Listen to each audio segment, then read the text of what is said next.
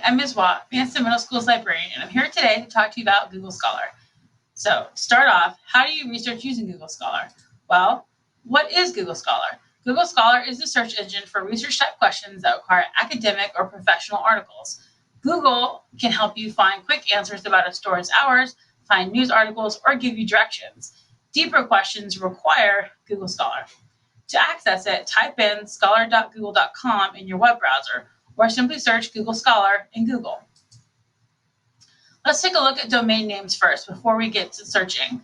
So when we get the results back, it's all going to be online. So we're going to see .net for a network or an agency, .com for a commercial site, which anyone can buy a .com website, .edu for an education agency like a college or university, .org for an organization like a company or a nonprofit, or .gov, which is for a government agency that stores files and maintains research. So of these specific types, depends what type of research you're doing. But the .coms we want to rule out. We want to look for the .orgs of organizations posting research for their research base to get donations. .edu for education agencies posting research, and .gov for more government type research. All right, now let's go ahead and try out our search. So I'm going to start with Google Scholar. I'm going to think about something that I'm interested in. A lot of people have trouble with my last name. It's Waugh. The GH are not pronounced. So I'm going to look up the Waugh Bridge in Houston, Texas. All right, so here are my results. I've got information about bat colonies because there are a bunch of bats that live under the Waugh Bridge, which is why I'm interested in it.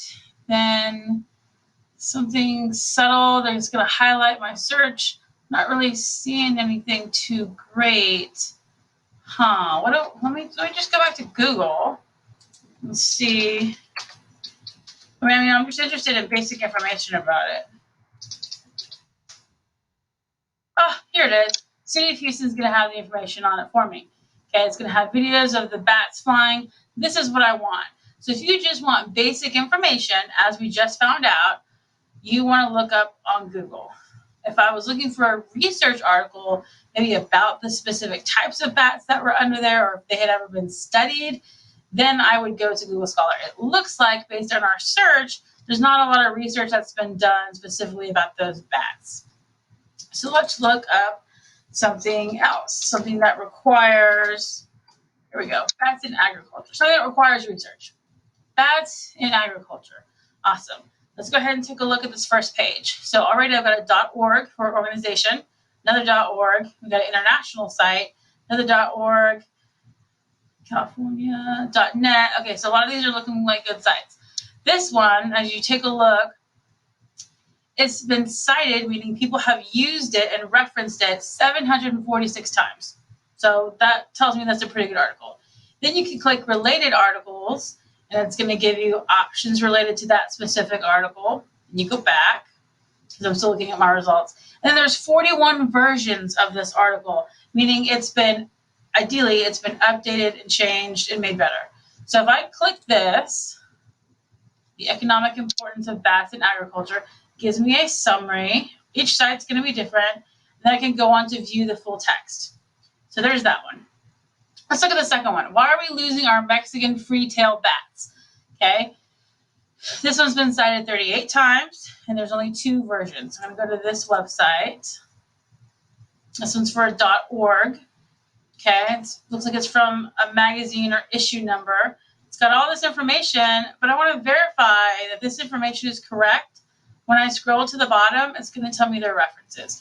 How did they get this information? Well, they referenced other things, and now they're citing them in their research. This is really important.